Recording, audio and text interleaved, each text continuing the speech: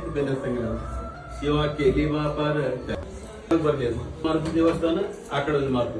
ಎಲ್ಲ ಕೃತಿ ನಡೀತಿರ್ತದ ಅಕಸ್ಮಾತ್ ಸೂರ್ಯ ಮಂಗಲ ಸದಾ ಸರ್ವತ್ರ ಮಂಗಲ ಮಾಂಗಲ್ಯಸ್ಯ ದಹ ಸಿದಂಬರ ಗುರು ದೇಗಾಧರಿ ಮಂಗಲ ಜಾಚೆ ನಾಮ ಸುಪೂರ್ತಿ ಗುಣ ಅವಗೆ ವಿಶ್ವೇಕರಿ ಮಂಗಲ ಮಹತ್ವ ಅದೇ ಹೇಳ್ತಾನೆ ಏನಂದ್ರೆ